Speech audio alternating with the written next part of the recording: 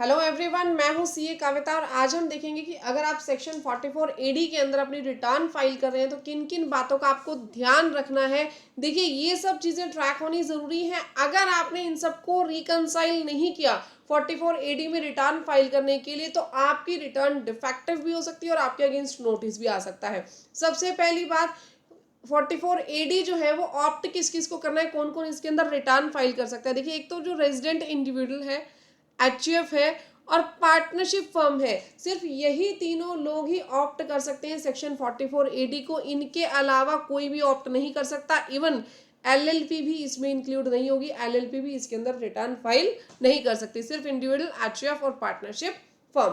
Clear? या तो वो ट्रेडिंग का बिजनेस दिखा सकते हैं या मैन्युफैक्चरिंग का या रिटेलिंग का बिजनेस इसके अंदर दिखा सकते हैं। अदर जो बिजनेसेस हैं वो इसके अंदर नहीं दिखाओगे आप लोग।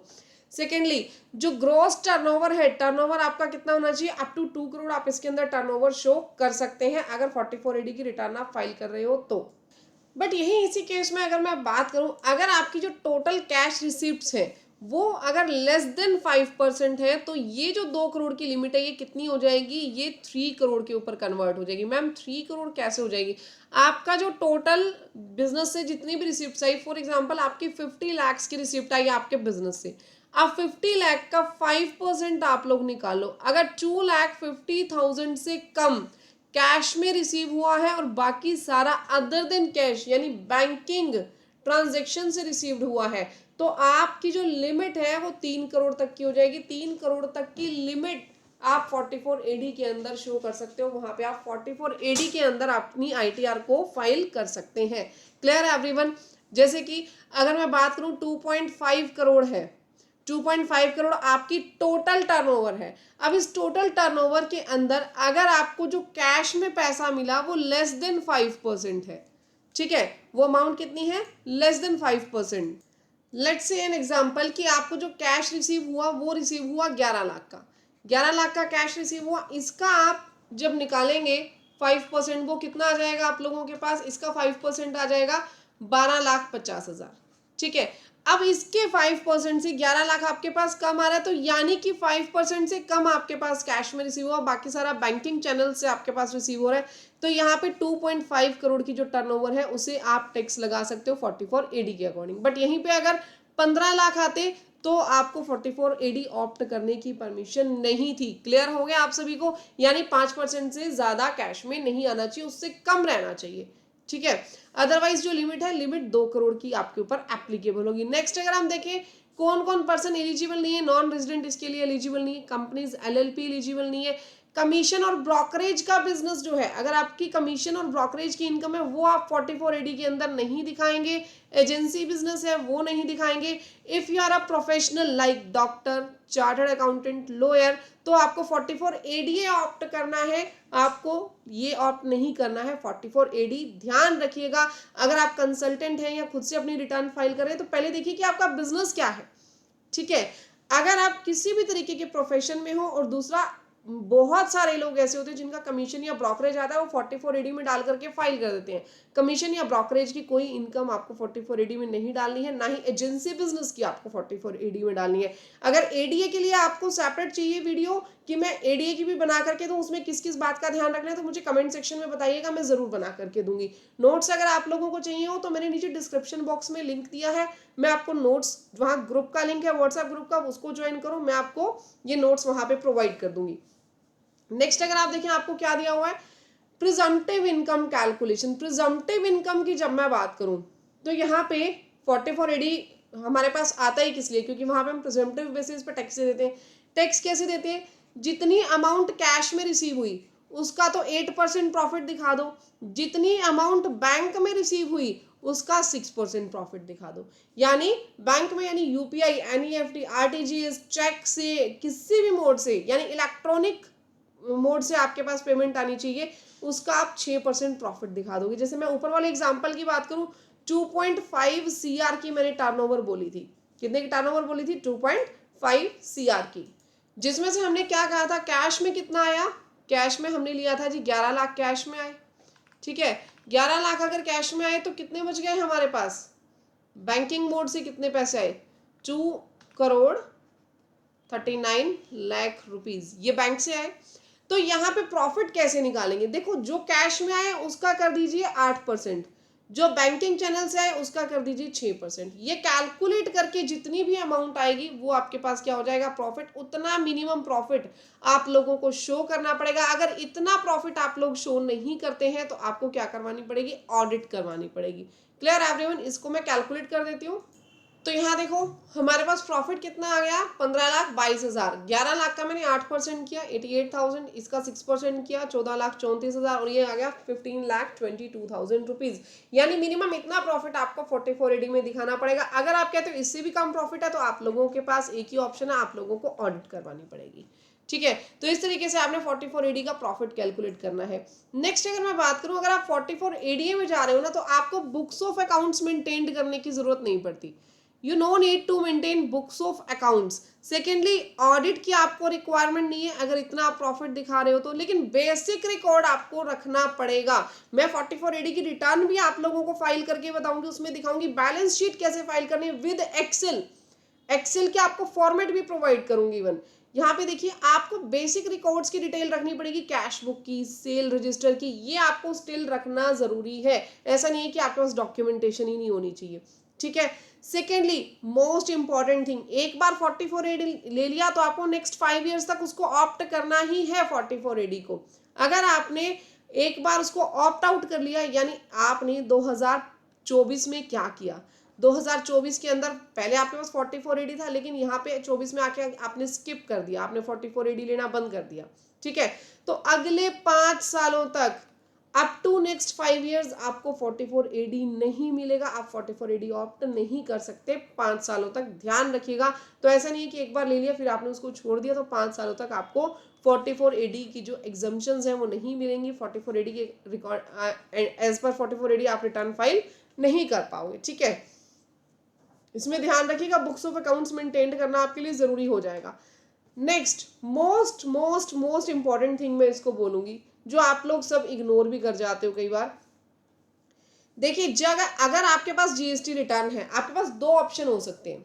ठीक है, मैं आपको बिल्कुल चार्ट बना करके दिखाती हूँ बहुत अच्छे तरीके से। 2 ऑप्शन हो सकते हैं आपके पास। 44AD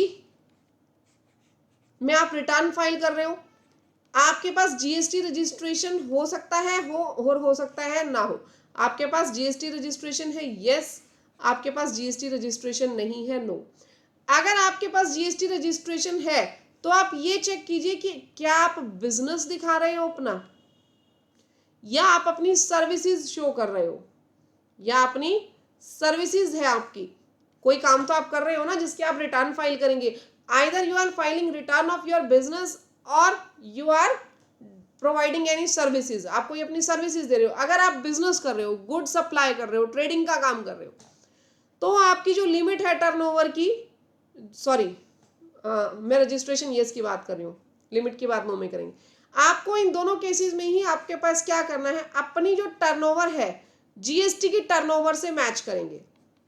अपनी जो टर्नओवर है वो किससे मैच करेंगे? जीएसटी की टर्नओवर से। कई बार क्या होता है कि जीएसटी के अंदर जितनी टर्नओवर है, जीएसटी के अंदर जितनी टर्नओवर है, हम यहाँ पे इनकम टैक्स में उससे मैच नहीं करते, उससे कम या ज्यादा दिखा देते हैं।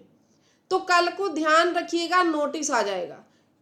जीएसटी का नोटिस लगाएगा, इनकम टैक्स का नोटिस लगाएगा, क्योंकि दोनों की इंफॉर्मेशन आपस में मैच होती है।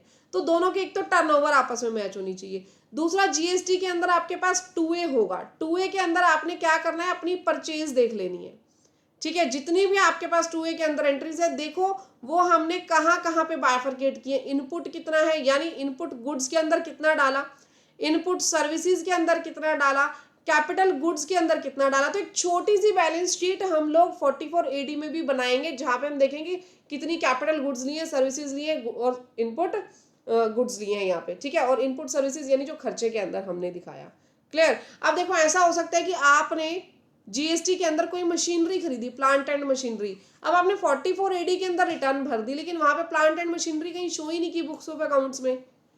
ऐसा आपने नहीं करना है। एक छोटी सी अपना कुछ ना कुछ रिकॉर्ड तो मेंटेन करके रखोगे ना कि क्या क्या चीजें आपने ली है। तो उतने खर्चे आप लोगों ने जब वहां पे आईटीसी क्लेम कर लिया, तो यहाँ हमें अपनी बैलेंस शीट में उसको दिखाना तो है ना तो अपने जो छोटी सी आप बैलेंस शीट बनाएंगे तो उसमें आपने सारा डाटा मेंटेन करके रखना है। और दूसरी बात, अगर आपके पास जीएसटी नहीं है, मैं कह रही हूँ जीएसटी नहीं है आपके पास, तो आपने क्या करना है, आपने देखना है आप बिजनेस में हो या सर्विसेज में। बिजनेस में हो तो ध्यान रखो 40 लाख के ऊपर का टर्नओवर मत दिखाओ, क्योंकि 40 लाख के ऊपर के टर्नओवर पे आपको जीएसटी मैंडेटरी है लेना। ठीक है, आपने देखना है कि अगर आपका 40 लाख से ऊपर टर्नओवर जा रहा है तो आपको जीएसटी ले लेना चाहिए था। तो इस साल जैसे ही आपका 40 लाख क्रॉस हो जीएसटी ले लो। तो ध्यान रखिए आपका टर्नओवर कितना है बिजनेस के अंदर। सर्विसेज के अंदर मैं बात करूं 20 लाख की लिमिट है।